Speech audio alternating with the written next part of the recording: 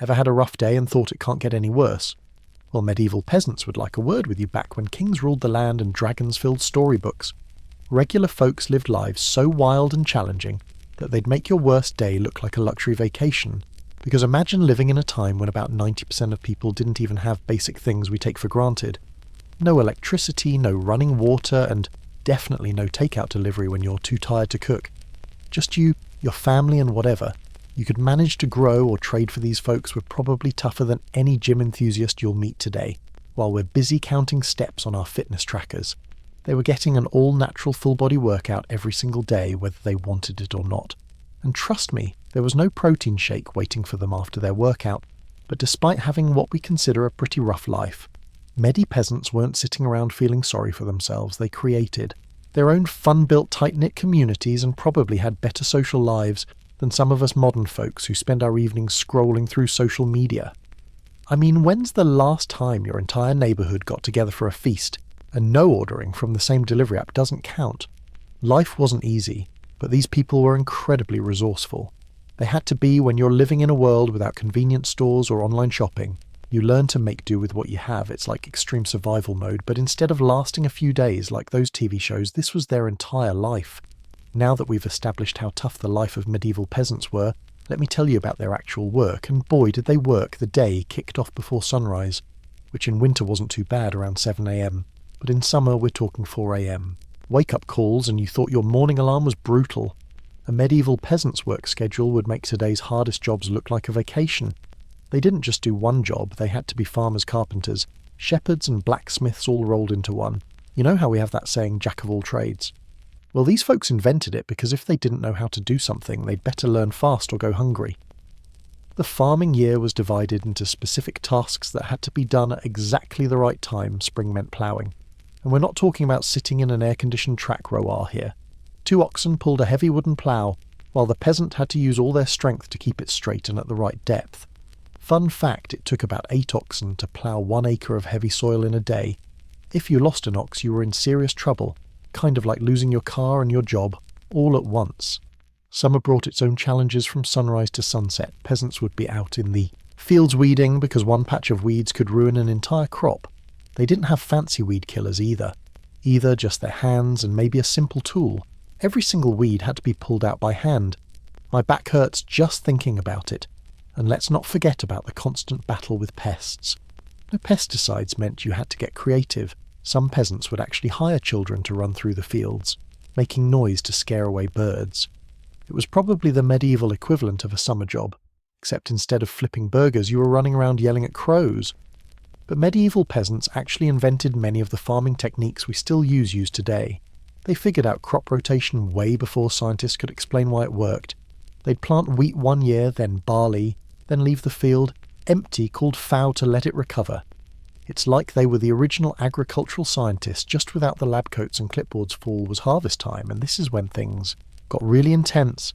Every able-bodied person in the village would be out in the fields racing against time and weather. To bring in the crops, they used sickles to cut the grain. BAS, basically a curved blade that you had to swing just right, or you'd end up with more cuts than harvested wheat. Studies show that a good harvester could cut about an acre of wheat in a day, but they had to make about 15 individual cuts to do it. Talk about repetitive motion injury. And archaeologists have found that most medieval peasants had arthritis by their mid-30s. No wonder they were essentially doing CrossFit from age 6. Winter wasn't exactly downtime either. This was when peasants had to repair everything that broke during the year. Tools, buildings, fences. They also had to care for the animals, which meant trudging through snow to feed them and clean their shelters. Plus, this was prime time for indoor work, like spinning wool, making candles and repairing clothes. A medieval winter was basically one long home improvement project, minus the helpful YouTube tutorials. And don't even get me started on the joy of threshing grain indoors during winter. Imagine beating wheat with a stick. For hours on end in a poorly ventilated barn, it's like the world's worst drum circle. But what's something that might surprise you is that medieval peasants actually had more vacation days than most of us do now. The church enforced numerous holy days when work was forbidden. Some historians estimate they had around 150 days off per year. The clever bit about medieval work was how communal it was. Everyone pitched in during busy times, and they developed a complex system of mutual aid. If your neighbour ox died, you'd lend them yours knowing they'd do the same for you. It was like an early version of social security, just with more manure and less paperwork. Recent studies of medieval village records show that these informal support networks were incredibly effective. Villages that practiced strong cooperation were more likely to survive famines and economic hardships. And let's not forget about the specialised skills many peasants developed. Some became experts at specific crafts like beekeeping, brewing, or blacksmithing. These weren't just hobbies, they were essential services that could mean the difference between having enough to trade for necessities or going without. It's estimated that a skilled medieval blacksmith could make up to 100 nails in a day, which doesn't sound impressive. Until you realise each one was made by hand after all this back-breaking work. You'd think these folks would at least get to enjoy a hearty meal. Well, about that, the average medieval peasant ate around 2,000 to 300 calories per day, which sounds pretty good. Until you realise they were basically doing CrossFit from dawn till dusk. Bread was their main food. We're talking about 2 to 3 pounds of bread every single day. But this wasn't your fancy artisanal sourdough from Whole Foods. Medieval bread often contained bits of sand and grit from the millstones used to grind the grain over time. This would actually wear down their teeth. Talk about a real reason to need a dentist. The most common drink was something called small beer. It was a weak low-alcohol beer that everyone, including kids, drank instead of water. Why? Because the water was often contaminated, and the brewing process made the beer safer to drink. That's right, in medieval times, beer was literally safer than water. Finally, a historical fact you can use to justify your drinking habits. The medieval diet followed a strict hierarchy. The best cuts of meat went to the nobles, while peasants got what was left, usually the parts we today throw away or feed to pets. They ate lots of pottage, a thick soup made from peas, beans, and whatever vegetables they could grow. It was basically the medieval version of throw everything in a pot and hope for the best. Sometimes it was so thick you could stand your spoon up in it. Medieval peasants would eat this for days, sometimes weeks, adding new ingredients as they got them. It was like the world's longest-running leftover situation during good times. Peasants might get to eat bacon or salt pork. Freeze meat was rare, maybe a few times a year during festivals. Can you imagine saving up all year just to have one decent piece of meat? It's like waiting for Black Friday, except instead of getting a new TV, you're hoping for a piece of chicken. When they did get meat, they used absolutely everything from the snout to the tail. They even had a saying, "You use everything," but the squeal sounds like they invented the original zero-waste movement. But medieval peasants were actually pretty clever with food preservation.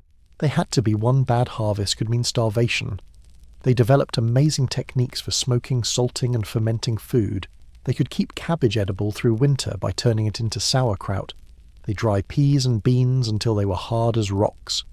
Literally, archaeologists sometimes find them and can still identify the species. Some of these preserved foods would last for years, which makes our modern obsession with expiration dates seem a bit silly. During famines, which happened about once every generation, things got really desperate.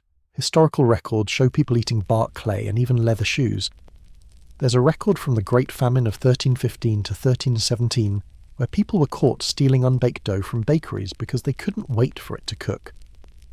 Now that's what I call extreme hunger. Researchers estimate that during severe famines, up to 15% of the population might die. These weren't just statistics. These were real people making impossible choices about who got to eat. The church made things even more complicated by declaring certain days as fish days when meat wasn't allowed. But since most peasants live far from the coast, their fish might be beaver tail or barnacle geese, because apparently medieval religious authorities decided these counted as fish. I guess, if you squint really hard and use your imagination. This led to some pretty creative alternative facts about animals. There were actual scholarly debates about whether barnacle geese grew on trees. Spoiler alert, they don't. Speaking of religion affecting food, the medieval calendar was full of fasting days, up to 150 per year. On these days, you could only eat one meal, and often couldn't eat any animal products, but medieval people got creative with the rules. They made almond milk to replace dairy, and created elaborate mock eggs from ground almonds and spices. They were basically inventing medieval vegan alternatives. Some of these recipes have survived, and modern food historians say they're actually pretty tasty, though maybe not worth the effort of grinding hundreds of almonds by hand. Analysis of medieval bones shows that peasant children often stopped growing for several years during famines.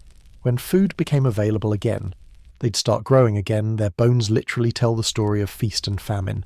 Scientists can actually see these growth stops in the bones, like rings in a tree. Recent studies suggest that medieval peasants were several inches shorter than we are today, largely due to childhood malnutrition and endless hard work on the rare occasions when food was plentiful. Medieval peasants really knew how to celebrate. Harvest festivals could last for days, with everyone bringing whatever food they could spare. It was like a potluck dinner party, except everyone was really, really grateful for the food. These feast days were rare bright spots in an otherwise challenging dietary existence. After a long day of work eating their pot in their well, let's talk about what these folks called home, and trust me, it wasn't exactly house hunter material in medieval times. The concept of home sweet home took on a whole different meaning. Ever heard someone complain about their one-bedroom apartment being too small? Well, medieval peasants would have a good laugh at that. Their homes made modern tiny houses look like luxury mansions. The average peasant house was about 400 square ft, that's smaller than most two-car garages today. And get this, the whole family lived there along with their chickens and other small animals. Talk about an early version of a petting zoo. The construction of these houses was interesting to say the least. Most were built using a technique called waddle and do. Waddle was a bunch of sticks woven together like a giant basket, and do was a mixture of mud, straw and animal poop that was smeared all over the waddle. When it dried, it became surprisingly strong. Recent archaeological experiments have shown that these walls could last up to 50 years if properly maintained, not bad for mud and poop. And the best part is, what if a wall started to crumble? You could just slap on some more. It was like a medieval spackle. About 90% of peasant houses had dirt floors. They would spread fresh rushes on the floor and add herbs to make it smell better. These rushes would stay there for months collecting bits of food, dirt and who knows what else. When they got too gross, they just add a layer on top. It was like having a compost pile right in your living room. Some archaeologists have actually found layers of medieval house floors up to 6 in deep, each layer telling its own story about what the family ate and how they lived. The roof was typically thatched with straw, which could be up to 2 tall ft thick. It was pretty good at keeping out rain, but it was also a favourite home for rats, mice and insects. Medieval peasants basically had a whole ecosystem living above their heads. The smoke from their fire had to find its way out through the thatch, since chimneys were a luxury most couldn't afford. This actually had one benefit: the smoke would help preserve the thatch and keep some of the bugs away. Modern scientists have found that this smoke treatment actually created a natural insecticide that helped the thatch last longer. Windows, more like wind holes. Most peasant houses had no glass in their windows. Glass was super expensive instead. They used wooden shutters or oiled parchment to keep out the weather. During winter, they'd stuff the holes with straw or old clothes. Light was provided by rush lights, dried reeds dipped in animal fat. They gave off about as much light as a birthday candle, which meant that once it got dark, you pretty much had to go to bed. Recent experiments by historians showed that a typical medieval house at night had about 1 to 100 tils, the light level of a modern home. The furniture was minimal. Most families had a table, maybe a couple of benches and a chest. For storing their few precious belongings, beds, those were a luxury most. People slept on straw-stuffed mattresses right on the floor, and it gets cosy when everyone sleeps together for warmth. The whole family, plus any visitors, would huddle together during cold nights. Records from some manors show that even relatively well-off peasants might only own furniture worth a few pennies, about the equivalent of $100 today. One of the most interesting discoveries from archaeological digs is the mid. That's a fancy word for the medieval garbage dump. Every house had one, usually right outside the door. Scientists have found everything from broken pottery to animal bones to lost coins in these middens. It's like a medieval time capsule. One archaeologist found a perfectly preserved pair of medieval wooden clogs in a mid-turns-out medieval fashion. Wasn't all that different from today's trendy shoes. The layout of peasant villages was actually pretty smart. Houses were usually built close together, creating a real sense of community. Most villages had a central green, where animals could graze and kids could play. Recent studies of village layouts show they were often designed to maximise sunlight and minimise wind exposure. These folks knew a thing or two about energy efficiency. Archaeological surveys have revealed that many villages were built on slight slopes with drainage channels, carefully planned to prevent flooding, medieval urban planning at its finest. But living in these close quarters meant everyone knew everyone else's business privacy. That wasn't really a medieval concept. You could probably hear your neighbour's entire argument about whose turn it was to clean the communal pig pen. Speaking of which, many villages had shared facilities like baking ovens and animal pens. Court records from the time are full of amusing disputes between neighbours about everything from wandering chickens to overhanging trees. Some things never change, and let's talk about home maintenance. It was a never-ending job. The thatch needed regular repair, the dew walls needed patching, and don't even get me started on the smell. But most repairs were community events when someone's roof needed fixing. The whole village would pitch in. It was like a medieval version of a barn, raising complete with shared food and drink to celebrate the work, with houses being what they were. It's no wonder people spent so much time outside, but stepping outside meant dealing with a whole different world of rules and laws that could make today's most complicated HOA agreement look simple. The feudal system wasn't just complicated, it was like a weird game of Simon Says, where Simon was your local lord and not following his rules could cost you way more than just being out. Let's start with the basics. Medieval peasants were basically born into a subscription service. They couldn't cancel from the moment they took their first breath. They owed their local lord a chunk of everything they produced, and we're not talking about a small-cut record show that peasants had to give up to 50% of their crops to their lord. It's like having a really demanding roommate who doesn't actually live with you but still eats half your food. Some manners even required peasants to give their lord the first loaf of bread from each baking talk about taking the best slice for yourself. Court records from the time tell us some pretty wild stories. One peasant got fined for collecting excessive amounts of firewood. Apparently staying too warm was against the rules. Another got in trouble for killing a rabbit on his own land, because all wild animals technically belonged to the lord. Even the fish in the streams were off limits. Medieval lords were like that kid at school who claimed ownership of everything that's mine, and oh yeah, that's definitely mine too. Speaking of rules, peasants couldn't just up and move whenever they wanted. They were literally tied to their land. It was called being bound to the soil. If you wanted to leave your village, you needed permission from your lord. Some medieval records show peasants having to pay a fee just to marry someone from another village. Talk about an expensive dating scene. One record from 1293 shows a peasant had to pay his lord 2 chickens just for permission to let his daughter marry someone from the next village over the manor court. Was where all the local drama went down. These weren't your fancy modern courtrooms. They were often held in the open air or in the manor house's great hall. The lord or his steward would sit in judgment over everything from property disputes to petty crimes. One court record from 1320 shows a man being fined for making excessive noise while brewing beer. Apparently medieval noise complaints were already a thing. Another shows someone being fined for spreading gossip, medieval defamation law in action. But peasants actually had some legal rights. Even if they were pretty basic, they could bring cases to the manor court, and some records show they often won. Scientists studying medieval court records found that about 40% of cases brought by peasants against their social superiors were successful. Not bad for a system that was completely stacked against them. Court records also show that women could and did bring cases to court. They made up about 15% of all plaintiffs in some areas. The punishment system was creative to say the least minor offences might get you a fine, but more serious ones could land you in the stocks. Basically a medieval version of public shaming. Imagine being stuck in a wooden frame in the village square while your neighbours threw rotten vet vegetables at you. Some villages even had a ducking stool for punishing troublemakers. It was like a medieval dunk tank, except way less fun, and usually reserved for women accused of being scolds. Archaeological evidence suggests some of these punishment devices were actually quite sophisticated in their construction. Village life came with its own set of unwritten rules. Everyone was expected to help during harvest. Time pitch in during emergencies and participate in community events. Recent studies of medieval village records show that those who regularly helped their neighbours were more likely to receive help themselves when they needed it. An early form of social credit scoring, one of the strangest aspects was the hue and cry system.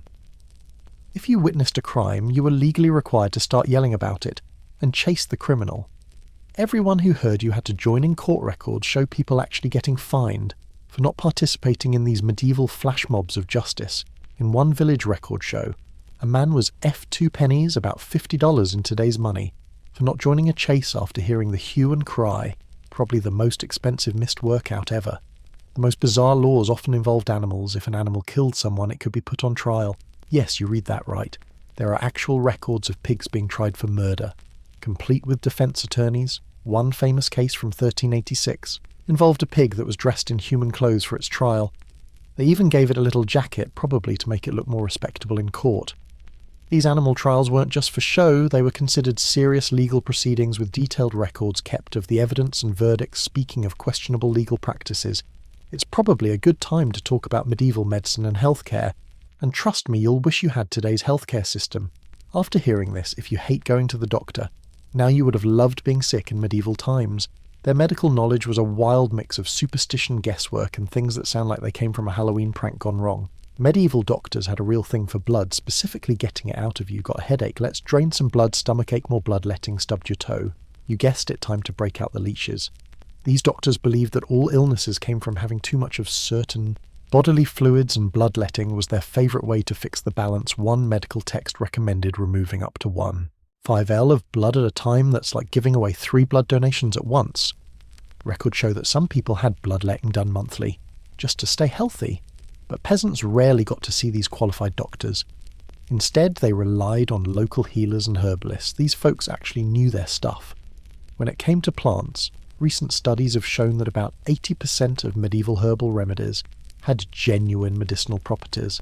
The other 20%, well, let's just say eating powdered owl brain, probably didn't cure your insomnia. Like they claimed one medieval medical book recommended curing baldness by rubbing your head with chicken poop. Somehow that treatment didn't survive to modern times. Some of their cures were creative. Got a toothache? Try kissing a donkey. Yes, that was a real remedy. Headache? Tie a dead mole to your head. The really fun treatments involved wearing various bits of animals around your neck.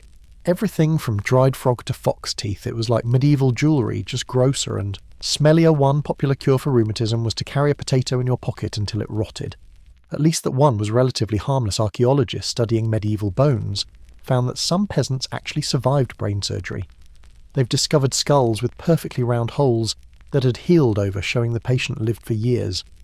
Afterward, the success rate was around 80%, which is pretty impressive, considering they were basically drilling holes in people's heads with hand tools. They called this procedure tree panning, and some people actually volunteered for it to cure headaches or epilepsy.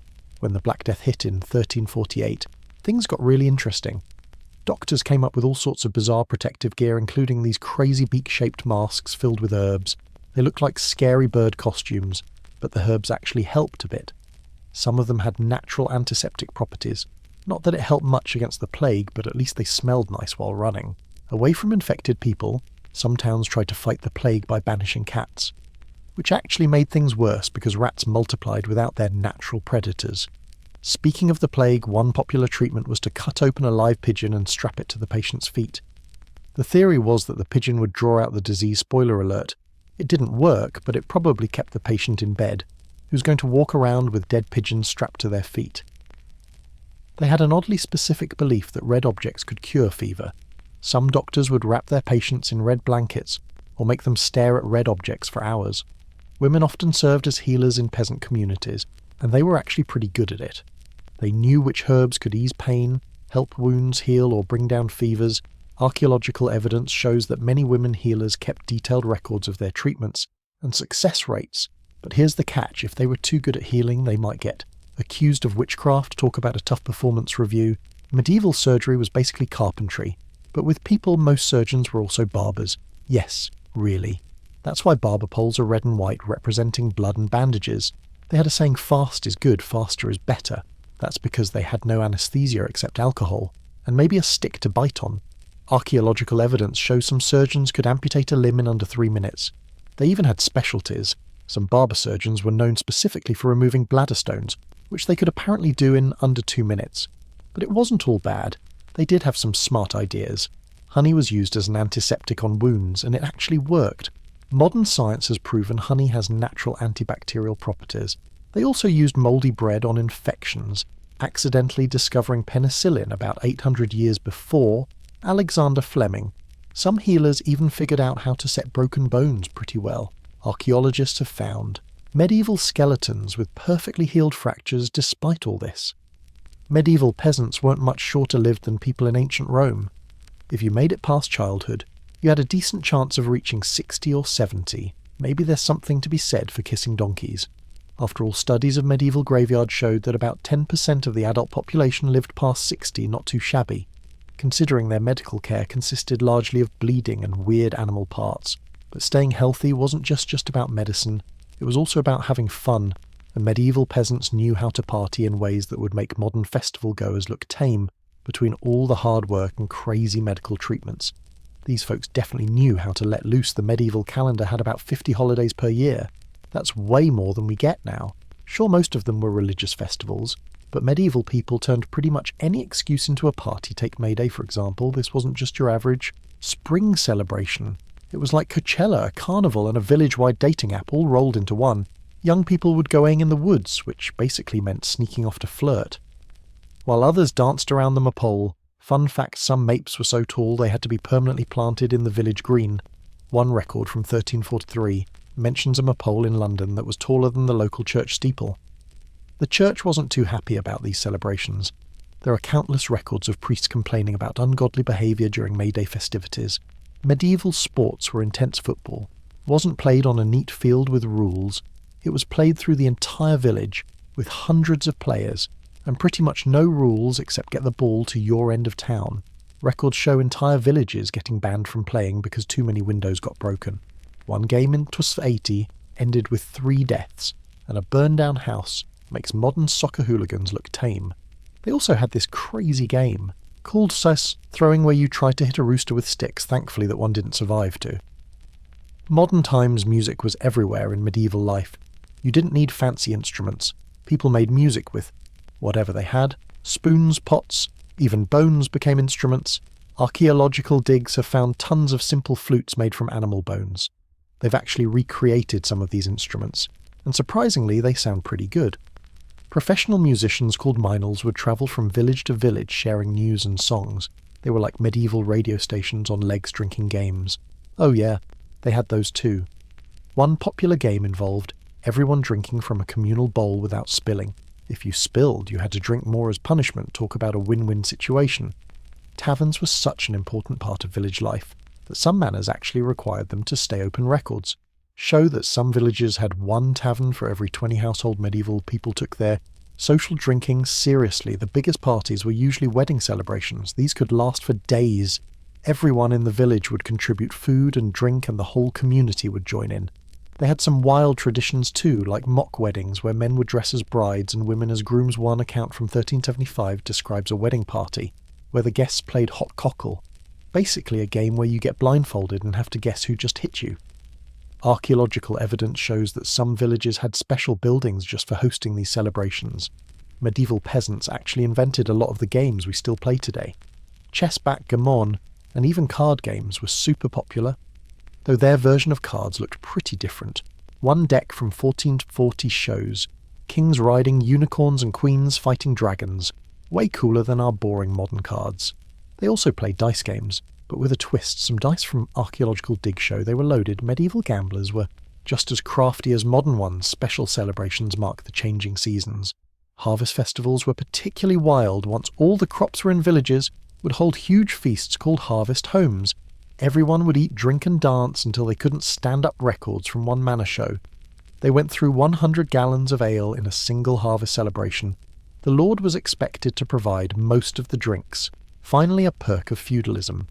These festivals also included competitions like wrestling matches and archery contests. They even had medieval versions of carnival rides. Young people would make these crazy swings by tying ropes to tree branches or build seesaws using logs and planks. One chronicle mentions a village getting in trouble because their makeshift merry-go-round, basically a pole with ropes attached that people would run around with, got a bit too exciting and sent someone flying into the Duck Pond Court Records show.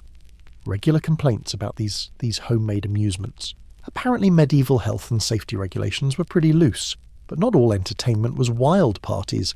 Storytelling was huge in medieval culture. After dinner, especially in winter, families would gather to share tales. Some stories were educational, some were funny, and some were definitely not suitable for children. Many of our fairy tales come from these medieval storytelling sessions. One medieval story collection had to be hidden from children because it was considered too spicy medieval Netflix and chill.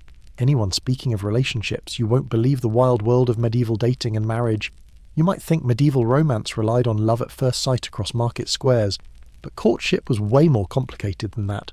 Forget Tinder and dating apps. Medieval peasants had their own ways of finding love, and some of them were pretty wild. Did you know the average age for marriage was around 20 to 22 for women and 24 to 26 for men? That's actually not too different from today, except back then you were considered an old maid if you weren't married by 25. Dating wasn't exactly casual in medieval times. Young people usually met at church festivals, village dances, or while working in the fields. Court records tell us about one creative young man who kept accidentally letting a sheep wander into a certain girl's field just to talk to her. Medieval flirting at its finest. Although it didn't end well, he got fined for damaging her crops. Talk about an expensive date, records from 1326 show another guy who got caught climbing a wall to leave flowers in a girl's window. Romantic until he fell into the piggy below. Marriage was serious business, and parents were usually involved in arranging matches. They weren't just thinking about love, they were thinking about land skills, and whether their future in-laws had a good plough horse. One court record from 1319 shows a father refusing to let his daughter marry, because the groom's family owned inferior chickens. Archaeological evidence shows that marriage negotiations often involved exchanging gifts. Researchers have found engagement rings made from twisted straw and carved wood. Medieval couples didn't need a priest, or even witnesses to get married. They just had to exchange promises. I take you as my wife, and I take you as my husband, and boom, they were married. This led to some pretty interesting court cases. Records show people claiming they got married while drunk, or that they thought, "I'll mar you when pigs fly" was just a joke. Spoiler. The court sometimes took it seriously. One case involved a couple who claimed they got married by exchanging vows while hiding in a barn during a thunderstorm. The wedding celebration itself was a huge deal. The whole village would pitch in, and the party could last for days. The bride didn't wear white. That's a modern tradition. Instead, she'd wear her best dress. Usually bright blue or green red was popular too, except in some villages where it was considered unlucky because it was the devil's colour. Studies of medieval clothing remain show that brides often borrowed or rented special clothes for their wedding day. Some things never change. Family life was different too. Newly married couples often lived with their parents until they could afford their own place. Court records show some hilarious arguments between mothers-in-law and daughters-in-law about who was in charge of the cooking pot. One record from 1352 describes a 3-day argument about whose turn it was to feed the chickens. Another mentions a family feud that started because someone used the wrong spoon to stir the pottage. Children were expected to help with work from an early age. By 6 or 7 kids were doing real jobs like scaring birds from crops or helping with spinning wool, but it wasn't all work. Archaeological digs have found lots of medieval toys like little clay horses and wooden swords. They've even found medieval baby bottles made from cow horns. Scientists analysing these bottles found traces of milk protein showing they were actually used to feed babies. The roles of men and women were pretty fixed, but there were some surprises women could own. Businesses records show female brewers, bakers and even blacksmiths. One village had a woman who was the official rat catcher. She was apparently so good at her job that other villages tried to hire her away. Analysis of medieval tax record shows that in some towns up to 30% of businesses were owned by women. Women marriage wasn't always forever either. While divorce didn't exist, couples could get an annulment if they could prove their marriage wasn't valid. Some of the excuses were amazing. One man claimed his marriage should be annulled because his wife was too fond of cheese. Another claimed his wife was a witch because their chickens stopped laying eggs after they got married. The church courts heard thousands of these cases. Some estimates suggest about 5% of medieval marriages ended in annulment, but despite all the rules and arrangements, medieval people still found ways to follow their hearts. Court records are full of stories about couples who ran away together, secret marriages and romantic gestures. One man got in trouble for stealing flowers from the Lord's garden to give to his sweetheart. Another carved love poems into a church wall. They're still there today. Archaeologists have even found love letters written on pieces of bark and hidden in walls. Speaking of the church, it played a huge role in everyone's life, not just in marriage, and trust me, when it came to medieval religion, things got really interesting. The church ruled medieval peasant life with an iron fist and a hungry collection plate for peasants. Religion wasn't just something you did on Sundays, it controlled pretty much every moment of their lives, and boy did it drain their already empty pockets. Peasants had to give the church something called a tithe, which meant 1/10 of everything they produced. Everything got 10 eggs, 1 goes to the church. 10 apples, same deal, 10 bags of grain.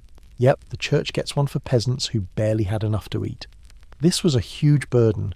Records show the average peasant family gave away about 10% of their crops to the church. on top of the payments they had to make to their lord. But that wasn't all. They had to pay extra for any church service they needed. Want your baby baptized? That'll cost you a chicken. Getting married better. Save up some grain. Even dying wasn't free. Families had to scrape together payment for funeral services. One peasant's diary from 1324 complains that his family had to sell their only cow to pay for his father's funeral. The church calendar controlled when peasants could work too. Besides Sundays, there were saints' days, feast days, and special celebrations where working was forbidden. Sounds great.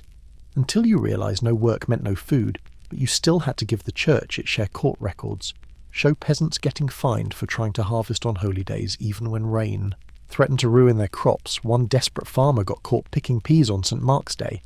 His fine was twice what the peas were worth, but they developed this clever mix of Christianity and old folk beliefs to help them get by. A peasant might go to church in the morning, then secretly visit the local wise woman for a blessing on their crops in the afternoon. Archaeological digs and peasant homes have found Christian crosses buried next to good luck charms made from herbs and bones. They were covering all their spiritual bases for peasants. Anything that might help their crops grow was worth trying. The local priest had huge power over peasants' daily lives. He could refuse to give them the sacraments which they believed were necessary for salvation if they didn't pay their dues or behave properly. Records show one priest who wouldn't baptize a peasant's baby until the family paid an old church debt with interest. But some priests were more understanding. Manor court rolls mention a priest who would accept labour in the church gardens instead of money from the poorest families for peasants. The church building itself was a constant drain on their resources. They had to help maintain it for free, providing labour and materials on top of their regular work. One village account shows peasants spending 6 weeks rebuilding a church wall. That 6 weeks they couldn't work their own land, but they had no choice. Refusing to help could get you excommunicated, which meant being completely cut off from the community. The fear of hell was a powerful tool used to keep peasants in line. Church paintings showed peasants being tortured in hell for things like stealing food or skipping mass. Records from peasant trials show people confessing to minor crimes because they were terrified of dying with unconfessed sins. One peasant woman admitted to stealing a loaf of bread 20 years earlier because she was worried about her soul, but medieval peasants found clever ways to deal with all these religious demands. They'd make deals with saints, promising future payment if the saint would help them. Now they'd share the cost of religious services between families. Some would even time their confessions for after harvest. When they had more to pay with court records, show one group of peasants who rotated church attendance. Each family would send one person to represent them all, sharing the time burden. Looking at all these records, court cases and archaeological findings shows us just how creative and resilient medieval peasants were, finding ways to balance their beliefs, bend the rules when needed, and somehow keep their spirits up through it. Their relationship with the church perfectly sums up what it meant to be a medieval peasant. Life was incredibly hard, but they always found ways to make it work. Maybe in that way they weren't so different from people today, just trying to navigate life's rules while keeping food on the table and hope in their hearts. Part 2. How medieval peasants survived. The coldest nights of the year. Ever wondered why medieval peasants didn't just freeze to death during those bone-chilling winters? Well, they were actually pretty clever about it. No, they didn't have heated blankets or space heaters hidden away in their cottages. In fact, their solutions to staying warm were way more creative than you might think. Let's talk about their houses first. Now, I used to think medieval peasants just threw together some wooden shacks and called it a day. Boy, was I wrong. These folks were basically the original underground living enthusiasts. They dug their houses about 2 to 3 FT into the ground, which might not sound like much, but it's basically like building your house in a shallow swimming pool. Except instead of keeping cool, they were trying to stay warm, and it worked. Recent archaeological studies showed these partially sunken houses stayed about 10 degrees warmer than surface dwellings during winter months. You know how your parents always yell at for leaving the front door open because they're not trying to heat the whole neighbourhood? Medieval peasants took that energy-saving mindset to the extreme. Their windows were tiny. We're talking barely bigger than your head. Tiny. And those low ceilings weren't just because medieval people were shorter, though they were. It was all about keeping the heat where they wanted it. Inside, medieval peasants used something called waddle and dew to insulate their homes. Now, before you get excited, waddle isn't some cute medieval animal. It's basically a bunch of twigs woven together like a massive basket. And do well, it's a delightful mixture of clay straw and, wait for it, manure. Yes, they literally put poop in their walls. The next time your room smells a bit funky, just remember, at least your walls aren't made of medieval composting material, though I have to say these walls were surprisingly effective. Archaeological experiments have shown they provided insulation comparable to a modern wall with basic fiberglass insulation. The winner of medieval heating was the central hearth. This wasn't just any old fireplace, it was the medieval equivalent of a combination microwave heater and social media hub, all rolled into one located right in the middle of the house. It did everything from cooking their meals to keeping them warm, and it was where all the hot gossip about whose ox ran away with whose cow was shared. Recent archaeological digs have uncovered some fascinating stats about these hearths. In a typical peasant house from around 1300, the central hearth could maintain temperatures between 50 to 60 degrees. Even when it was freezing outside, that might sound chilly to us. Modern folks who cry when the thermostat drops below 72 degrees, but for medieval peasants it was practically tropical. They are geniuses on how they designed their single-room homes. Everything was strategic, from the placement of sleeping areas as far from drafts as possible, to the angle of the roof steep enough to shed snow but not so steep that the thatch would slide off. It was like a medieval version of fun, except instead of arranging furniture for good luck, they were arranging it so they wouldn't wake up as human popsicles. Archaeological evidence shows they even oriented their houses to face the sun's path, maximising natural heat during winter days. And something that would make modern architects scratch their heads, these houses were actually designed to be a bit smoky inside. The smoke from the hearth would rise and help create an insulating layer near the ceiling while also protecting the thatch roof from insects and rot. Sure, it probably wasn't great for their lungs, but when you're trying not to freeze to death, a little smoke is the least of your worries. Studies of preserved medieval roofs show that this smoky environment actually doubled the lifespan of thatched roofs.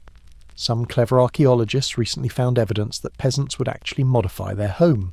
Seasonally in autumn, they'd patch up any holes in the walls with fresh dew and add extra layers of thatch to the roof. They'd even hang blank blankets or animal skins on the walls for added insulation, medieval tapestries for the common folk, if you will. And unlike our modern homes where every room has a different temperature, these single-room houses were surprisingly efficient at maintaining consistent warmth. But perhaps the most impressive thing about medieval housing wasn't just the architecture. It was how these techniques evolved over centuries of trial and error. Each generation added their own little improvements, like a really slow game of architectural telephone that lasted hundreds of years. Years! Archaeological evidence shows that houses from the early medieval period around 800 as I said were much simpler, but by the 1300s they had developed into these surprisingly sophisticated warm keeping machines. Some of their heating solutions were actually better than what we use today. Those thick, breathable walls of wattle and dew were fantastic at regulating humidity and preventing mould, something our modern drywall isn't always great at. And their steep thatched roofs, they were perfect for handling heavy snow loads, way better than some modern flat roof buildings that collapse after a big snowstorm.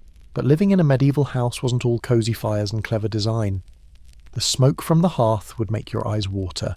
The roof needed constant repairs, and there was always the chance that a stray spark could set the whole place ablaze, but hey, at least you didn't have to worry about paying the heating bill or programming a smart thermostat.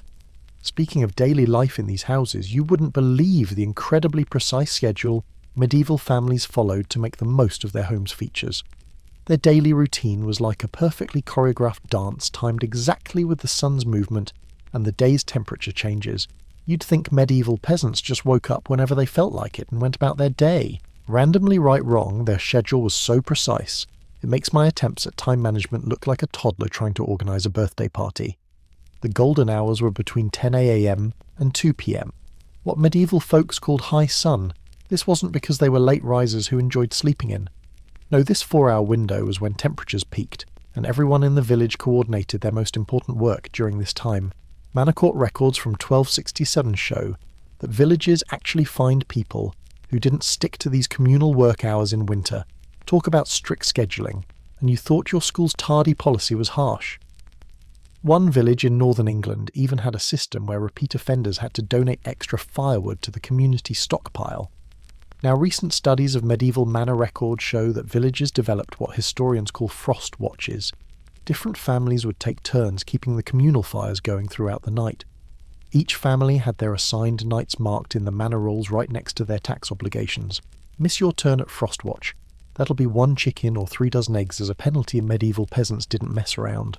With their heating duties, archaeological evidence suggests some villages even had special warning systems, usually a series of horn blasts to alert frost watchers. When temperatures dropped dangerously low, the morning routine started way before sunrise, but not with what you'd expect instead of jumping right into work. Medieval folks had what they called first sleep and second sleep. They'd wake up around midnight for an hour or two, do some light tasks, socialise a bit, then go back to bed. Be until dawn. Medical records from the 1300s show doctors actually recommended this split sleep pattern for better health. Meanwhile, we modern folks feel guilty about taking a 20-minute power nap at our desks. Historical documents show this midnight wake period was considered so normal that people would often schedule social visits during this time. Mealtimes were a whole other level of coordination. The entire village would eat their main meal together around 11 a.m. When the communal bread ovens were at their hottest, archaeological evidence from village sites shows these ovens were massive. Some could bake up to 100 loaves at once. One baker's log from 1298 recorded that a village of 80 people could heat their homes by about 3 degrees C just from the bread ovens alone. Talk about killing 2 birds with 1 stone, or should I say feeding 2 needs with 1 heat. The timing was so crucial that villages actually had bread bells that would ring when the ovens reached optimal temperature.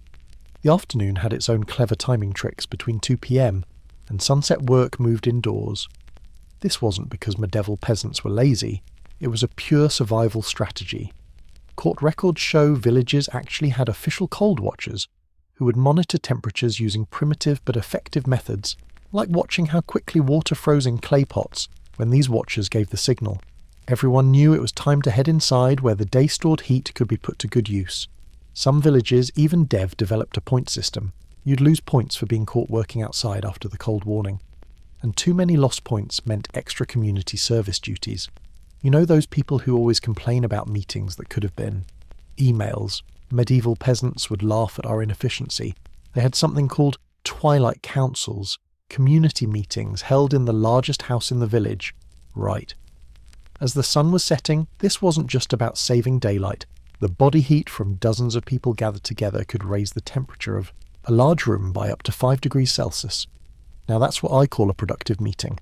Historical records show these meetings were so effective at heating that some villages actually scheduled their most important discussions for the coldest days. They even coordinated their bedtimes, not because they had strict parents, but because the last family to bank their fire for the night was responsible for checking all the other houses' fires were safely banked too. Manor records show this job rotated weekly, and getting caught sleeping on the job literally meant you had to donate a portion of your fuel supply to the community stockpile.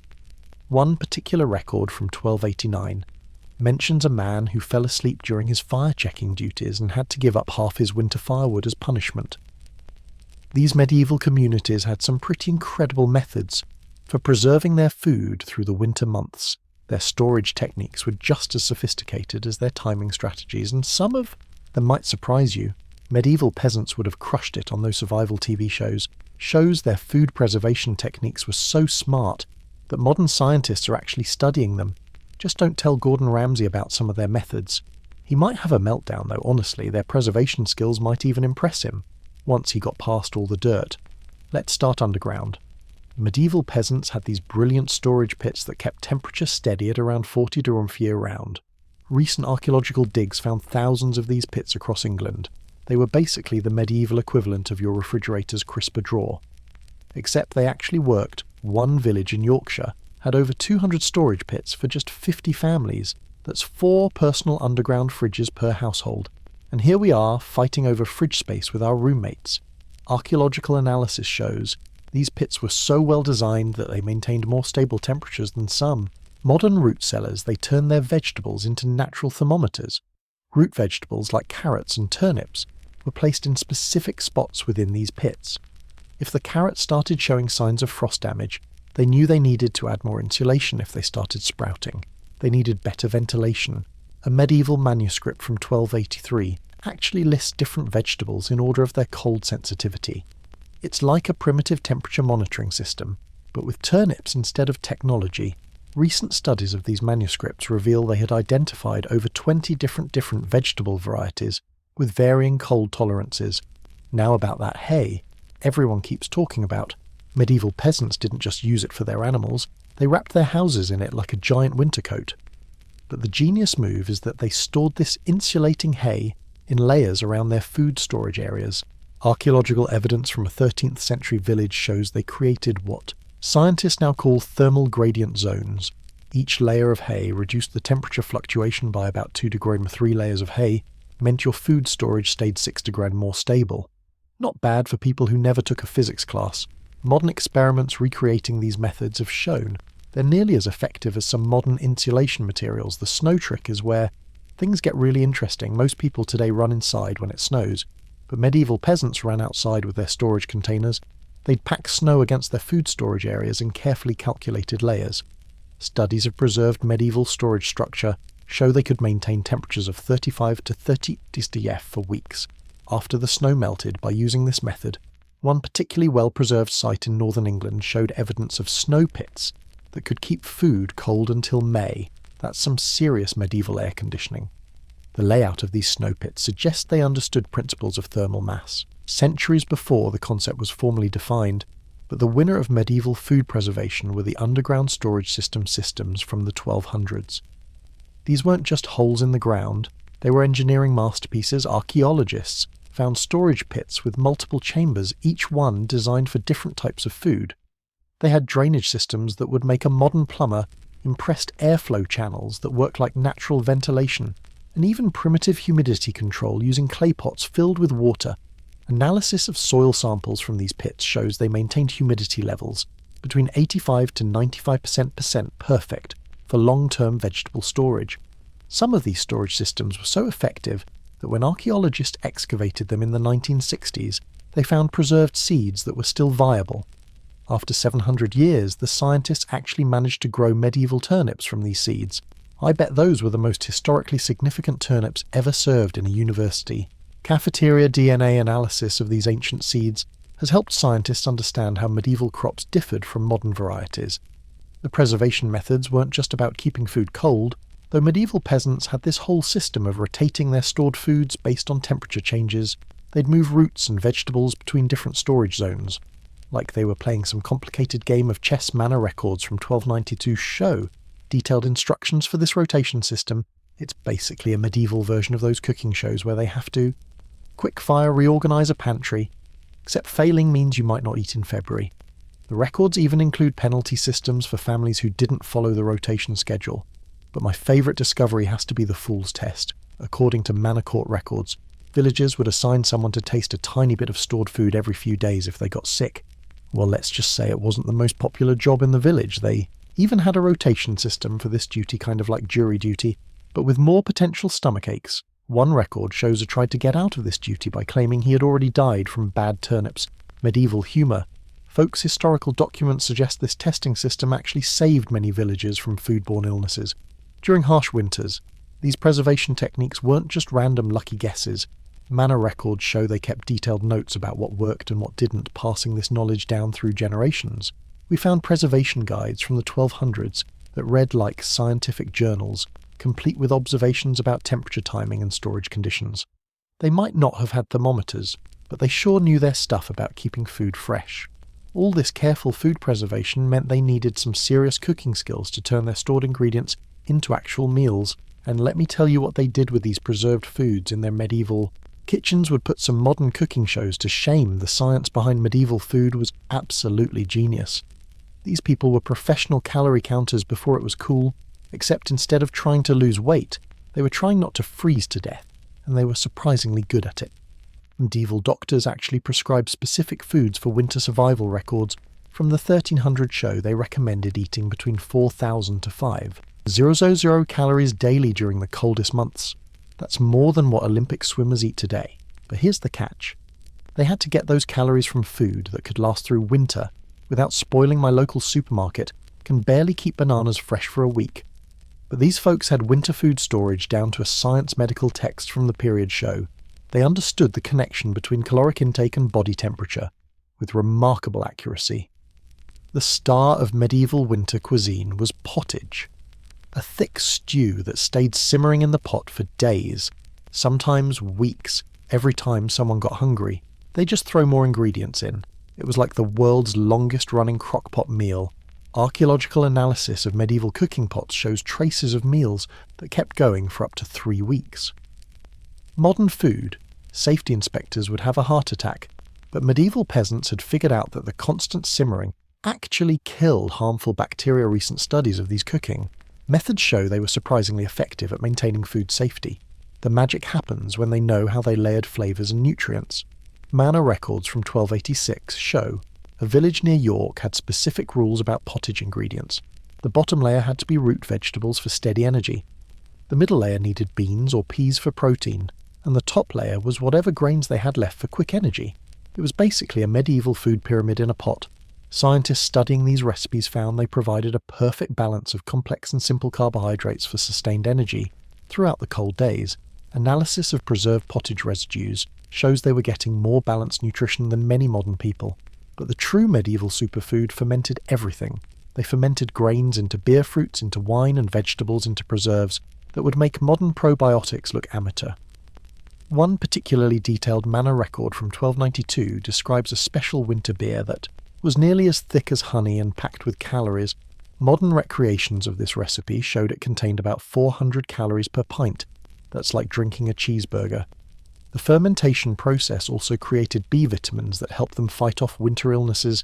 Laboratory analysis of recreated medieval fermented foods shows they contained up to 10 times more probiotic strains than modern fermented foods.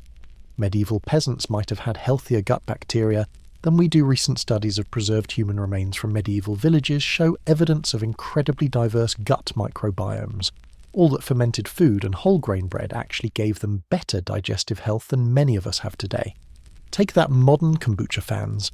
Scientists have identified over 50 different beneficial bacterial strains in medieval gut samples that are rare or absent in modern populations. The bread they ate wasn't anything like our fluffy white bread either. Medieval winter bread was dense, dark, and usually slightly fermented. Archaeological evidence shows their grain mills were terrible at removing bran and germ from wheat, which accidentally made their bread way more nutritious than modern white bread. One loaf of medieval bread contained more fibre than a modern person eats in 3 days. Sure, it was probably hard enough to use as a weapon, but it kept them alive through winter. Chemical analysis of preserved bread samples shows they were getting up to 40% more nutrients from their bread than we get from modern whole grain bread. They even had specialised winter versions of common foods. Scientists studying medieval recipes found they would deliberately overcook some grains to make them more digestible and calorie-dense. A porridge recipe from 1278 specifies cooking the grains until they're soft as child's teeth. Gross description, but brilliant science. The longer cooking time broke down the complex starches, making the calories more readily available for keeping warm. Modern nutritional analysis shows this cooking method increased the bioavailability of calories by up to 30%. The medieval diet changed dramatically. With the seasons records from various manor courts show they ate nearly twice as much fat and protein in winter as they did in summer. They weren't counting macros for their beach bodies. They were literally eating to survive. One fascinating record from 1297 shows a village elder teaching young couples how to adjust their cooking based on the temperature. When frost bites twice before dawn, the pottage needs thrice. The fat analysis of preserved food remains shows their winter diet could provide up to 60% more calories than their summer diet. They also ed their meals based on digestion. Science manor records show specific winter eating schedules. The biggest meal at dawn when they needed energy to warm up another large meal at midday to keep the heat going, and a smaller meal before bed to fuel overnight warmth. They understood food-generated body heat better than some modern nutritionist. Studies of medieval meal timing show it was nearly perfectly aligned with our modern understanding of chronobiology and metabolic efficiency. With all this focus on high-calorie foods and staying warm, you might wonder how medieval peasants managed to get any rest in their crowded houses. Well, their sleeping arrangements were just as scientifically thought out as their diet. Modern parents freak out when kids crawl into their bed, but medieval families took shared sleeping to a whole new level. Archaeological evidence from the 1250s shows entire families were talking up to 6 people, sharing what was basically a wooden platform with some straw on it. And you thought your twin-size college dorm bed was cramped. Recent analysis of medieval household records suggests these tight sleeping quarters might have actually helped medieval families survive temperatures that would have killed people sleeping separately. In fact, studies show the combined body heat in these shared beds could raise the local temperature by up to 8 degrees, and let's say they didn't sleep flat on their backs like we do today. Archaeological research of medieval bed platform shows they slept semi-reclined, almost like they were in a comfy chair. Scientists studying this position found it was actually brilliant for heat conservation. It reduced the surface area exposed to cold air by about 30% compared to lying flat. Plus, it made it easier to pack more people into the sleeping space. Medieval problems required medieval solution studies of preserved bed platforms show wear patterns, consistent with the semi-reclined position, suggesting it was the standard sleeping posture for centuries. Modern sleep research archers have even found this position might have helped prevent some respiratory problems common in cold weather. Recent studies of manor court records revealed something fascinating about these sleeping arrangements. Villages actually had official sleep inspectors who would check that families were using their bed space efficiently during the coldest months. One record from 1289 shows a family getting fined for spreading out too much in their bed. Platform, apparently gaps between sleepers were considered a waste of precious Sabbath talk about strict bedroom rules. The fines could be pretty steep too. One family had to give up a whole week's worth of firewood as punishment for inefficient sleeping arrangements. These sleep inspectors even carried measuring rods to ensure proper spacing between sleepers. The bed platforms themselves were engineering marvels disguised as simple furniture. Archaeologists studying preserved medieval beds found they were built with multiple layers of insulation. The bottom layer was usually packed straw and changed seasonally, followed by a layer of wool when they could afford it, and topped with whatever fabrics the family owned. But what's clever is that they angled these platforms at precisely 15D. Modern thermal analysis shows this angle created perfect air circulation while minimizing heat loss. These people were basically sleep scientists. Recent reconstructions of these beds have shown they maintain temperatures up to 12 degrees C, warmer than flat sleeping surfaces. The layered construction also helped prevent drafts with each layer. Reducing air movement by approximately 40%, getting the beading arrangement wrong could be a serious problem. Manor records from 1250 to 1350 show multiple cases of families being relocated to the communal hall during extreme cold snaps because they failed to maintain proper sleeping conditions. One particularly dramatic account from 1298 describes a village elder demonstrating proper sleep positioning by arranging the entire family like spoons in a drawer. Medieval people invented spooning who knew historical records suggest this spooning arrangement could raise body temperature by up to 2 degrees C. Compared to random positioning, scientific analysis of shared body heat distribution shows this arrangement was nearly perfect for heat retention. The height of the bed platform mattered too. Archaeological evidence shows they built these platforms exactly 18 in off the ground. This wasn't random. Modern environmental studies show this height kept sleepers above the coldest layer of air that settled at floor level, while still benefiting from rising heat from any animals kept below. Some particularly clever households even built their bed platforms directly above the cattle pen, medieval underfloor heating at its finest temperature. Measurements in reconstructed medieval houses show this elevation could mean a difference of up to 5 degrees Celsius. The platforms were also slightly tilted toward the centre, creating a subtle bowl effect that kept everyone from rolling out while sleeping. It's also impressive how they scheduled sleep, unlike today, where everyone just crashes whenever they feel like it. Medieval families coordinated their sleep positions throughout the night, the youngest and oldest family members who needed. The most warmth started in the middle of the group as people got up for their various night duties, checking the fires, tending to animals, or the infamous first sleep activities. They would rotate positions to maintain optimal heat distribution. It was like a complex dance choreography, except everyone was unconscious. Manor records actually include detailed diagrams showing these rotation patterns and schedules. Those warm bodies needed proper clothing to make the most of their shared sleeping space, and medieval people had some pretty sophisticated fashion. Solutions forget everything you've seen in medieval movies. These people weren't running around in thin tunics during winter. The real medieval fashion scene would shock modern designers. For starters, they never washed their winter clothes before. You say gross. There was actual science behind this decision.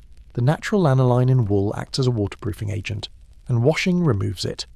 One medieval text from 1267 specifically warns a clean wool cloak is a cold wool cloak. Medieval people understood chemistry without knowing what chemistry was. Modern lab tests on preserved medieval garments show unwashed wool clothing retained up to 40% more water resistance than washed versions. Wool was the superstar of medieval winter wear. Archaeological evidence shows they didn't just wear one layer of wool, they wore up to 5 layers. Each layer was processed differently to serve a specific purpose. The innermost layer was soft and thin, while outer layers were progressively thicker and coarser. Scientists studying preserved medieval clothing found this layering technique created air pockets that trapped heat more effectively than modern polyester tests show a typical medieval winter outfit could maintain body heat for up to 6 hours in freezing temperatures. Analysis of the weaving patterns reveals they even adjusted the direction of the wool fibres in each layer to maximise insulation, but it gets interesting when they stuff their clothes with dried moss and straw. Recent analysis of preserved clothing from the 1300s shows traces of over 12 different types of moss used for insulation. Each type had different properties.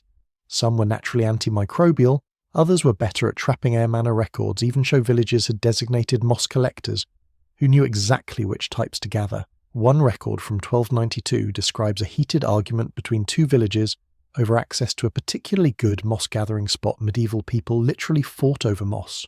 That's how important it was. Scientific analysis of these moss varieties shows some had insulation properties comparable to modern synthetic materials. The really impressive thing is in how they treated their winter clothes. They'd rub them with animal fat, usually sheep or deer, to increase water resistance. Lab tests on recreated medieval clothing shows this treatment was surprisingly effective. It could repel water for up to 4 hours in heavy rain. They also discovered that mixing certain types of tree sap with the fat made it even more water resistant. A medieval recipe from 1285 specifies mixing pine sap with sheep fat in exact proportions that modern scientists say is nearly identical to modern waterproofing formulas. Recent experiments show this mixture could maintain its water-resistant properties for up to 3 months before needing reapplication. Linen undergarments were the medieval equivalent of high-tech base layers, but only wealthy peasants could afford them. Instead, most people use this trick of weaving their innermost wool layer with nettle fibres. Modern textile analysis shows this created a fabric that wickeded moisture away from the body almost as effectively as modern synthetic materials. It was itchy as anything, but it kept you dry and warm. One medieval writer complained about the eternal itch of winter clothes, but noted it was better than freezing. Laboratory tests indicate these nettle wool blends could wick moisture at 80% the efficiency of modern performance fabrics. Every piece of medieval winter clothing had a specific purpose. Take their weird-looking hoods, for example. Archaeological finds show they weren't just floppy cats, they were engineered with multiple panels that could be adjusted based on wind direction. Tests on reconstructed medieval hoods showed they could reduce wind chill effects by up to 60% when properly positioned. And those funny-looking pointy shoes, they were actually designed to minimize contact with frozen ground. Less surface area meant less heat loss through the feet. Modern thermal imaging shows these designs reduced heat loss by up to 25% compared to conventional medieval footwear. Medieval clothing maintenance was an art form. They stored winter clothes in special chests with aromatic herbs that naturally repels moths. But these weren't just any herbs, they chose specific combinations that also had antimicrobial properties. Scientists testing preserved medieval clothing chests found traces of herbs that are now known to contain natural antibacterial compounds. These people were fighting bacteria before they knew bacteria existed. Chemical analysis of these herb combinations shows they were as effective as some modern mothball alternatives. They also had seasonal clothing rotation down to a science. Manor records show specific dates for changing over to winter clothes based on generations of weather observations. But it wasn't just about the calendar. They watched for specific signs in nature. One record from 1278 lists things like when the blackberries wither and when the geese fly south as signals to break out. The heavy winter gear, modern meteorologists have found these natural indicators were surprisingly accurate predictors of temperature changes, often matching modern forecasting. With 85% accuracy, their winter clothes were community projects. Villages would hold spinning bees where everyone gathered to process wool and make winter clothing together, but this wasn't just about socializing. Body heat from 20 to 30 people working in one space could raise the temperature enough to keep everyone warm while they worked. One manor record shows a village saving 3 weeks' worth of firewood by organizing group sewing sessions in cold weather. Temperature measurements in reconstructed medieval workshops show these gatherings could raise room temperature by up to 6 degrees C. when those warm woolen clothes weren't quite enough to fight off the bitter cold. Medieval peasants had another trick up their sleeves. They brought their animals inside, and these weren't just any old farm animals. A single cow could raise the room temperature by 2 to 3 degrees C. That might not sound like much until you realise most medieval families kept 3 or 4 cows inside during winter, add in some sheep chickens and maybe a pig or two, and suddenly you've got a pretty cosy setup. Researchers studying medieval housing layouts found that strategic animal placement could create temperature increases of up to 10 degrees. See modern thermal imaging of recreated medieval homes shows these temperature gains could last for up to 12 hours at a time. The most efficient arrangements could maintain these temperatures with just half the usual firewood consumption. The science behind this was actually pretty advanced. Archaeological evidence shows medieval houses had specific zones for different animals based on how much body heat they generated. Cows, being the premium heaters, got prime spots near sleeping areas. Pigs, which generate about half as much heat as cows, were placed near food storage areas. Chickens, despite their tiny size, were particularly valued because they could fit into small spaces and still pump out surprising amounts of warmth. One medieval record from 1288 actually ranks animals by their heating value.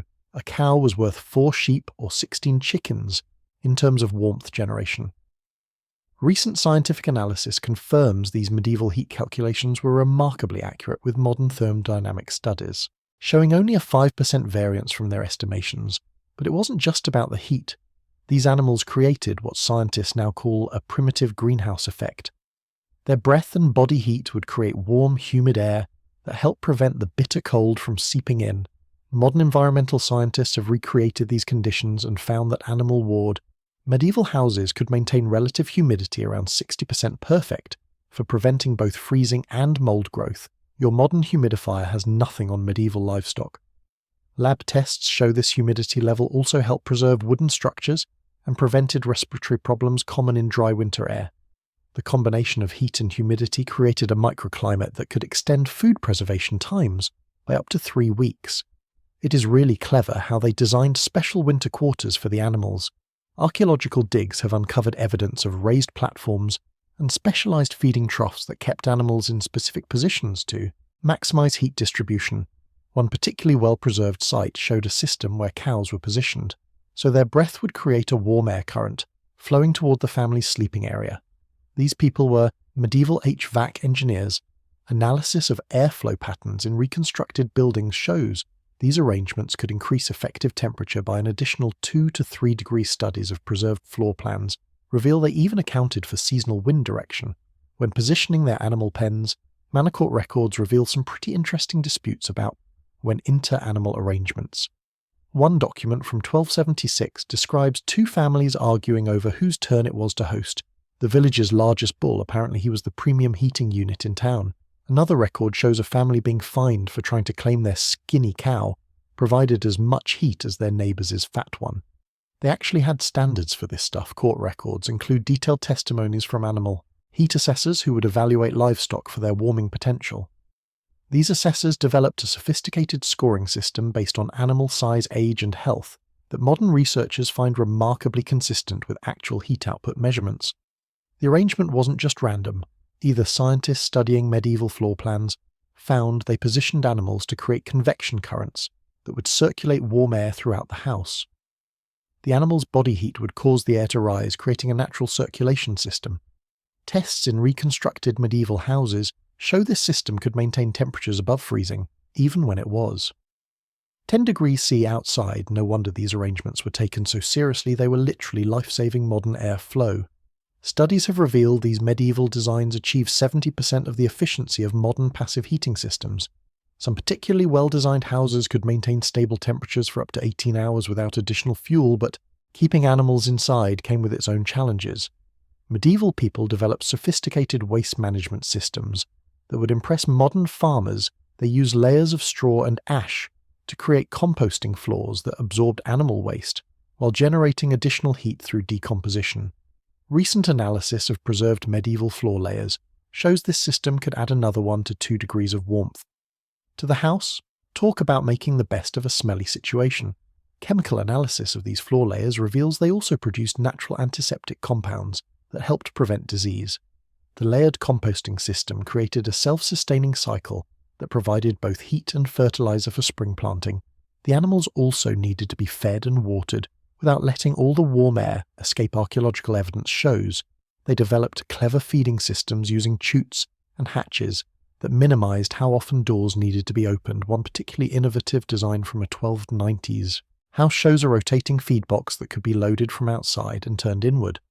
Medieval people invented the pet door. Testing of reconstructed feeding systems shows they reduced warm air loss by up to 60% compared to conventional door opening. Energy efficiency studies indicate these medieval designs were nearly as effective as modern airlock entry systems. Some villages even had specific rules about which animals could be kept inside based on house size and family numbers. Manor records show calculations for optimal animal warmth ratios. They figured out exactly how many animals could comfortably fit in a space while providing maximum heat benefit. One record from 1295 specifies that a family of 5 needed at least 2 cows' worth of animal heat to survive the winter, modern thermodynamic calculations show. These medieval estimates were surprisingly accurate, falling within 10% of current scientific measurements for animal heat generation the most efficient households could maintain. Comfortable temperatures with just 60% of the livestock typically needed. With all these animals and people packed together in medieval houses, organizing the community became crucial for survival. Villages developed complex systems for coordinating everything from wood gathering to shared warming spaces. These people took winter preparation so seriously that archaeological evidence shows villages had designated frost wardens who started planning winter survival strategy in the middle of summer. The wood gathering system alone was a masterpiece of medieval logistics. Manor court records from 1285 show villages divided families into wood gathering teams based on their physical capabilities and the tools they owned. Each team had specific roles: the woodcutters, the stackers, and the haulers. But here's the brilliant part. They rotated these roles weekly to prevent anyone from getting stuck with the hardest jobs in the worst weather. Modern organizational psychologists studying these records say this rotation system was more sophisticated than some modern workplace schedules. Recent analysis of preserved village records shows they even had a point system for winter preparation duties. Families earned points for contributing to communal woodpiles, maintaining shared pathways, and participating in frost watches. A record from 1293 shows one village tracking these points with remarkable precision. They actually carved notches into a communal counting stick. Slacking off wasn't an option. Families with lower totals got the worst spots in the communal hall during group activities. Speaking of the communal hall, these buildings were engineering marvels disguised as simple gathering spaces. Archaeological excavations reveal they were strategically positioned to block prevailing winter winds for the entire village. One particularly well-preserved site from 1278 shows a hall designed with a double entrance system that created an airlock effect. These people invented the revolving door principle about 600 years early. Modern airflow studies show these designs reduced heat loss by up to 45% compared to single-entrance buildings. The frost watches themselves were like military operations. Teams of villagers would take turns patrolling through the night, checking on the elderly, maintaining communal fires and monitoring temperature indicators. They used a fascinating system of marking the frost levels. Archaeological evidence shows they placed clay pots filled with water at different heights around the village. How quickly these froze told them exactly how cold it was getting at different elevations. Scientists testing this method found it was accurate within 2 degrees C, but the real genius was in how they organized shared warming spaces. Villages didn't just throw open the communal hall and hope for the best. They had detailed schedules for group activities that maximized the heating efficiency of shared body heat. Manor records from 1296 show they calculated exactly how many people needed to be in the hall to maintain comfortable temperatures. One village even developed a rotation system where families would take turns hosting heat-sharing sessions, basically medieval block parties where the goal was to stay warm. Churches played a huge role too, but not just for spiritual comfort. Archaeological evidence shows medieval churches were designed with winter survival in mind. They had special warming rooms called caliph factories, where the elderly and infants could stay during the coldest days. Analysis of church records shows these rooms were carefully managed. They even had designated warmth watchers who maintained optimal temperatures. Modern studies of preserved church architecture reveal these rooms could maintain temperatures up to 8 degrees C, warmer than outside, just from shared body heat and strategic design. The communal baking system was another stroke of medieval genius. Instead of each family firing up their own oven, villagers coordinated massive baking days where everyone used the same ovens in sequence. Manor records show they figured out the exact order of baking that would maximize heat usage. Breads first, then pies, then dishes that needed less heat. Scientists studying these records calculated this system saved about 60% of the fuel that would have been used if everyone baked separately. Every village had their own winter survival innovations too. One community invented a system of underground tunnels connecting important buildings, which archaeologists initially thought were for storage but turned out to be heated passageways. Another village developed a method of using hot rocks from the communal ovens as portable heaters. They'd wrap them in scraps of wool and distribute them to the elderly. The ingenuity of these solutions often depended on what resources each village had available. Modern research into medieval village organization has even uncovered evidence of early social welfare systems. Villages kept detailed records of families who might struggle in winter, the elderly, the sick households with new babies, and organized support networks to help them. They weren't just being nice. They understood that the whole community's survival depended on protecting its most vulnerable members. All these community systems were a testament to medieval ingenuity. Their methods might seem primitive to us now, but they created something remarkable, a community where survival depended on everyone working together. Maybe they didn't have our modern technology, but they had something just as valuable. The understanding that staying warm was easier when everyone helped keep the fire burning. Part 3, Why You Wouldn't Last. 24 hours in medieval times. Hink your life is hard, you wouldn't last a single day in medieval times. Modern comforts have made us soft, and what medieval people dealt with daily would shock you to your core. Let's talk about medieval food. The stuff that would have you running back to the 21st century faster than you can say McDonald's. First off, forget everything you've seen in movies about grand feasts with giant turkey legs for regular folks' meals. Were bland, boring, and often dangerous. Most people ate a diet that was about as exciting as watching paint-dry peasants lived, mainly on something called pottage, basically a sad, watery soup made from whatever vegetables they could grow, cooked in the same pot for days. It was the medieval version of Mum's mystery stew, except instead of hiding vegetables, it was hiding weevils, and dirt bread was the main food for almost everyone. But it wasn't the fluffy sliced stuff we enjoy today. Medieval bread was dense, dark, and often filled with all sorts of unwanted extras. The flour used was typically ground between stone wheels that would chip off into the mix.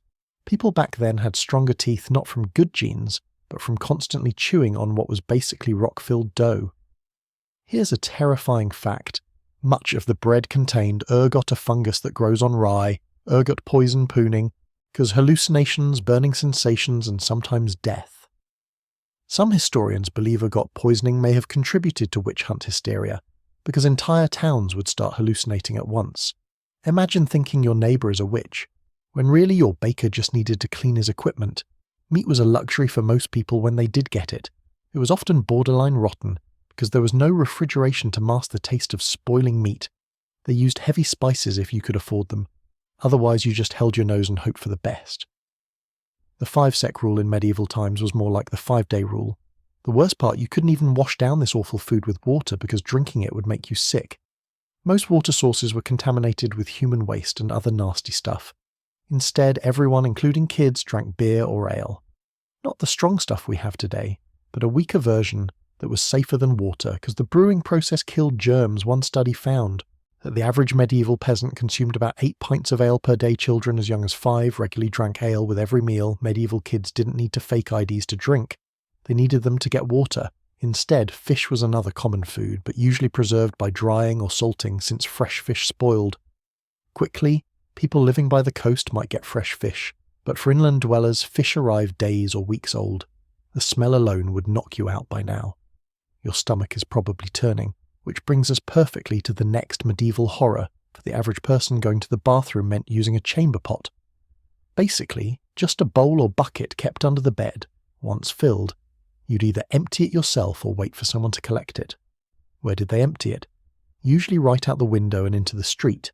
Below, the medieval version of lookout below wasn't about falling objects but falling feces. The common practice in towns was to simply shout Garde L before tossing. Waste from upper windows, this warning came from the French phrase garde à l'eau, meaning watch out for the water. Of course, by water they meant something far less pleasant. This practice was so common that in some medieval cities the rule was that waste could only be thrown from windows after 10 at night. If you were lucky enough to visit a castle, you might encounter something called a garderobe, essentially a hole in a stone seat that dropped waste straight down the castle wall. In Dover Castle, archaeologists found a garderobe that dropped waste nearly 70 FD kings and queens might have had thrones. But their toilets were just holes with the draft for those who couldn't wait to get home to their chamber pot. The options were grim public areas often had designated spots where people would relieve themselves, creating what we'd now call open sewers in London. There were places called common privies built over rivers, but these were few and far between the job of collecting and disposing of human. Waste fell to workers with the unfortunate title of gong farmers. These brave souls would collect waste from cesspits and take it outside. The city walls, they could only work at night, and the smell clung to them so badly they weren't allowed in public gathering places. Despite the awful conditions, gong farmers were actually paid quite well, about 4 times what an ordinary labourer made. The smell of medieval cities was legendary. The River Thames in London was so polluted with waste that it was described as a monster of stink toilet paper. Forget about it, people used. Whatever was available, leaves moss their left hand, or if they were wealthy pieces of wool or hemp. The Romans had actually used sponges on sticks that they would rinse in vinegar or salt water, but that knowledge was mostly lost by medieval times, after spending a day drinking ale to avoid waterborne illness, and then finding nowhere decent to release yourself. You'd be ready to head back to the 21st century, but the bathroom situation was just one of many brutal realities that made medieval life a daily test of survival. Forget those romantic notions of being a valiant knight or a fair maiden in a castle. In medieval times, most people work back-breaking jobs from sunrise to sunset with barely enough pay to survive. Most people were peasant farmers who work the land owned by nobles, their daily routine, wake up at dawn, work until dusk, collapse into bed, repeat until death. A typical farmer ploughed fields using wooden tools pulled by oxen, planted seeds by hand, and harvested crops with basic sickles during harvest season. Peasants worked 16-hour days in the baking sun. Records from medieval England show that a typical farm worker would burn over 400 calories daily just from physical labour. Medieval farmers didn't need gym memberships, they just needed to survive. Tuesday for those not farming trades, and crafts offered alternative careers, though these came with their own hardships. Blacksmiths spent their days in smoke-filled forges, breathing in toxic fumes and risking burns and eye injuries. Tanners who turned animal hides into leather worked with urine and toxic chemicals that turned their skin yellow and gave them horrible smells that followed them everywhere. Want to become a skilled tradesperson? Better start young apprenticeships. Typically began at age 7, when children would be sent to live with a master craftsman. These young apprentices worked 6 or 7 days a week for up to 14 years before they could become journeymen. Medieval career counsellors had a pretty simple job selection. Flowchart: can you lift heavy things? If yes, farmer. If no, early death. Some jobs were designed specifically for the poor and desperate link. Boys were children who carried torches to light the way for wealthy people at night. Pure finders collected dog feces to sell to tanners. The pay for most jobs would barely cover basic survival. A day labourer in medieval England might earn 1 or 2 pennies per day, just enough to buy about 2 loaves of bread. Getting paid minimum wage wasn't a concept. The concept was minimum you need, so you don't die before finishing your work. With such physically demanding work and poor nutrition, your body would wear out quickly. Disease was everywhere. Medicine was practically non-existent. And what passed for healthcare would today be considered torture. Medieval WebMD had just one diagnosis for everything. You're probably going to die. A simple cold or flu that we treat with rest and over-the-counter medicine could be a death sentence without understanding of germs or infection. Medieval people believed illness came from bad air or an imbalance of the 4 bodily humours: blood, phlegm, yellow bile and black. Bell got a fever time for blood letting. This involved cutting open a vein and draining blood into a bowl. Medieval doctors had one solution for everything you've got: too much blood. Let me fix that for you. Leeches were another popular treatment. These blood-sucking parasites were applied to the skin to draw out bad blood. One medical text recommended using 70 leeches at once. For certain conditions, the mortality rate from disease was staggering. About 30% of children died before age 5, and the average life expectancy was between 30 and 40 years. The bubonic plague killed roughly 50% of Europe's population. In the mid-14th century, dental problems were particularly awful. With no proper toothbrushes or understanding of dental hygiene, tooth decay was common. Medieval dentists didn't need appointments, they just waited until someone was screaming loud enough to be heard through town. Even the medicines that were available were often deadly. Mercury was prescribed for everything from skin conditions to syphilis. Their prescription drugs didn't need warning labels about side effects. The side effect was always might kill you faster than the disease. The worst part, many diseases spread because of poor understanding of hygiene. Their idea of hand sanitizer was wiping their palms on their already filthy clothes, which is like trying to clean a muddy shoe with a dirty sock. Even if you somehow survived all these medieval medical treatments, your troubles were far from over. Life in the Middle Ages found plenty of other ways to make each day a challenge. Justice in medieval times wasn't just blind. It was downright cruel, unfair, and often completely random. The legal system operated on principles that would make modern lawyers scream in horror. First off, laws varied wildly from one town to the next. What was perfectly legal in one village could get you thrown in a dungeon just 5 miles away. There were no standardized legal codes, and most common people had no idea what was actually against the law until they were accused of breaking it. Medieval Miranda rights consisted of you have the right to be punished. You have the right to beg for mercy. Good luck with that. The punishment rarely fit the crime. Minor offences like stealing food when you were starving could result in having a hand chopped off in medieval England. Over 200 different crimes carried the death penalty, including cutting down a tree in the king's forest, or stealing property worth more than 12p. Trials were nothing like our modern court system. If you were accused of a crime, proving your innocence often involved trial by ordeal. One common method was making the accused carry a red-hot iron bar for 9 FT. If your burns healed cleanly within 3 days, you were innocent. If they became infected, which was almost guaranteed without modern medicine, you were guilty. Their version of a lie detector test was basically, let's see if God stops this painful thing from hurting you. Another popular method was trial. By water, the accused was tied up and thrown into a river or lake. If you sank, you were innocent. If you floated, you were guilty and executed. The logic, water being pure, would reject the guilty. This created a literal no-win situation for the accused. For those found guilty, execution methods were designed to be as public and terrifying as possible. Hanging was actually one of the more merciful methods, drawing and quartering, where the condemned was dragged through streets by horses, hanged until nearly dead, disemboweled while still alive, beheaded, and then cut into 4 pieces was reserved for the worst crimes like treason. Public executions were community events, often drawing huge crowds, who brought food and drinks as if attending a festival. Medieval entertainment options were limited. You could watch someone being executed or stay home and stare at your wall. Most people chose the execution. Nobles rarely faced the same justice system as commoners. If a noble was accused of a crime, they could often demand trial by combat and hire a professional fighter to represent them. Rich criminals could also pay blood money to victims' families to avoid punishment. Meanwhile, poor people accused of crimes had virtually no defense options. What about jails? Medieval prisons weren't meant for long-term punishment. They were holding cells until your actual punishment could be carried out. These dungeons were dark, overcrowded pits, where prisoners were often chained to walls or floors.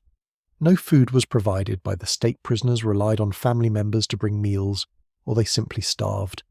Torture was a standard part of the legal process, used not just for punishment, but to extract confessions devices like the rack, which stretched limbs until joints dislocated the Iron Maiden, or a coffin-like container lined with spikes and thumbscrews, which crushed fingers were used to get confessions true or false. Most people confessed to anything, just to end the torture, which usually led to executing you. Anyway, the medieval justice system's motto might as well have been confess, or suffer, then suffer anyway. Public humiliation was a common punishment for minor offences. Being locked in the stocks meant sitting in a public square with your head and hands trapped between wooden boards, while townspeople threw rotten food, mud and worse at you. The ducking stool was used mainly for women accused of gossiping or arguing with their husbands. They would be strapped to a chair and repeatedly dunked underwater. Medieval law enforcement was equally primitive. There were no professional police. Towns hired night watchmen, who were often elderly men considered too old for regular work. Their main duty was to raise the alarm if they spotted a crime or fire. Medieval cops didn't read you your rights. They just shouted "stop thief" and hoped someone in the crowd would stick out a leg to trip you. Even if you were innocent, simply being accused of a crime could ruin your life. The concept of innocent until proven guilty didn't exist. Once accused, You were basically presumed guilty, and the burden was on you to somehow prove otherwise through these horrific ordeals or trials. If the legal system didn't kill you, perhaps you'd survive long enough to experience another medieval terror. Medieval warfare was nothing like what you see in movies. Forget glorious battles with shining knights charging across open fields. Real medieval combat was chaotic, brutal, and almost certainly fatal for the average person. Wars happened constantly during the 100 Years' War between England and France. Fighting dragged on from 1337 to 1453. That's 116 years of on and off conflict. The average medieval person would experience multiple wars during their lifetime, unlike today, where many people live their entire lives without seeing combat firsthand. Let's talk about armour.